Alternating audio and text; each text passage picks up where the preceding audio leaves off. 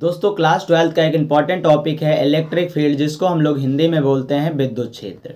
ठीक है, तो आइए हम लोग इसको अच्छे से आज समझते हैं। यहाँ पर जो आप देख पा रहे होंगे ये इलेक्ट्रिक फील्ड बना है। ठीक है, तो आइए हम लोग समझते हैं। लिखा है विद्युत क्षेत्र यानी इलेक्ट्रिक फील्ड क्या होता है। तो यहाँ पे लिखा है विद्युत क्षेत्र किसी आवेशित कण के चारों ओर वह क्षेत्र होता है जहाँ वह कण अपने प्रभाव से दूसरे आवेशित कण पर बल लगा सकता है। इसमें देखिए क्या क्या इंपॉर्टेंट पॉइंट है।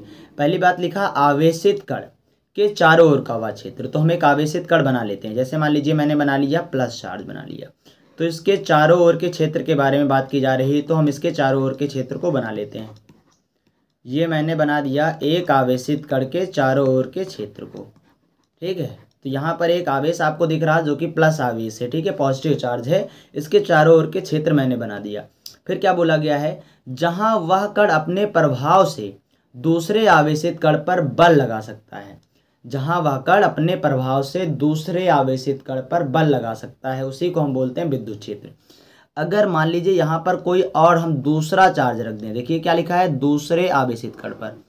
दूसरे आवेशित कण पर क्या लगा रहा है, फोर्स लगा रहा है। तो जहाँ तक फोर्स इसका अप्लाई होगा, मतलब ये वाला चार्ज इस फोर्स पर जहाँ तक फोर्स अप्लाई कर पा रहा होगा, मतलब बल जहाँ तक लगा पा रहा होगा, उतने दूर के क्षेत्र को ही विद्युत क्षेत्र बोलेंगे। मान लीजिए अगर ये चार्ज प्लस है और यहाँ पर एक कोई आवेश रखा है, ठीक है, और ये वाला यहाँ तक ही केवल फोर्स लगा पा रहा है, यहाँ तक फोर्स नहीं लगा पा रहा है इस आवेश पर, तो केवल विद्युत क्षेत्र जो है वो केवल यहीं तक होगा, यहाँ तक नहीं होगा। कहने का मतलब है सीधा सीधा, अगर कोई एक चार्ज दूसरे चार्ज पर जितनी दूर तक बल लगा सकता है, उतने दूर के ही क्षेत्र को हम विद्युत क्षेत्र बोलते हैं। ठीक है, अब यहाँ पर देखिए इसे प्लस चार्ज है, मान लीजिए यहाँ निगेटिव चार्ज भी हो सकता है, तो कोई दिक्कत नहीं। अगर निगेटिव चार्ज भी है तब पर भी फोर्स अप्लाई होगा। देखिए दो तरीके के फोर्स होते हैं, एक होता है आकर्षण बल, एक होता है प्रति आकर्षण बल। अगर ये दोनों प्लस प्लस चार्ज हैं तो इनके बीच में लगेगा प्रति आकर्षण बल, मतलब एक दूसरे को रिपेल करेंगे, मतलब ये इसको अपने से दूर भगाएगा।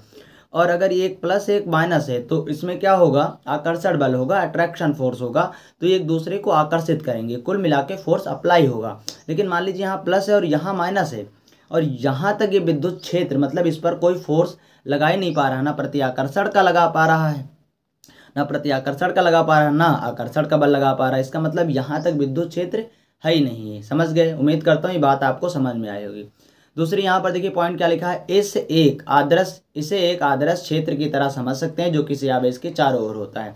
मतलब कि अगर यहाँ पर एक कोई चार्ज है तो विद्युत क्षेत्र मान लीजिए इतनी दूरी तक बन रहा है, तो ये आपको दिखाई नहीं देगा अपनी आंखों से, ये तब पता चलेगा जब यहाँ पर आप कोई अन्य चार्ज लाएंगे। जैसे मान लीजिए आपने इस आवेश के पास एक प्लस चार्ज लाया, तो ये इस पर क्या करेगा, रिपल्सन फोर्स लगाएगा, जिसको हम बोलते हैं प्रति आकर्षण बल। अगर आप माइनस का लाएंगे इसके क्षेत्र के बीच में, तो अगर आप माइनस लेकर आ रहे हैं तो इसका मतलब है कि वो क्या आकर्षण का बल लगाएगा, मतलब वो उसको अपनी तरफ खींच लेगा।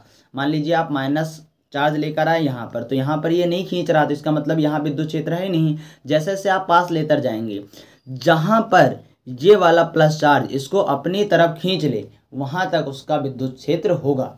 ठीक है, उम्मीद करता हूँ कि ये बात आपको अच्छे से समझ में आ गई होगी।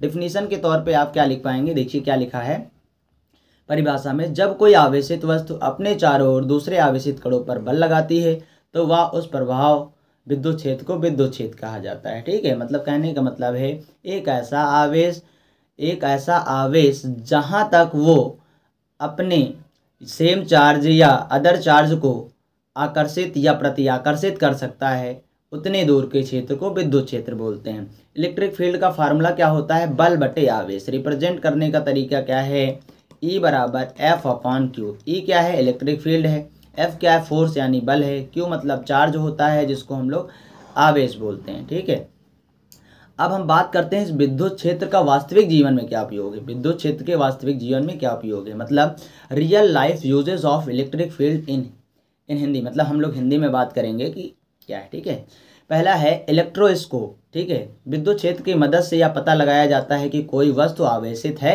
या नहीं है।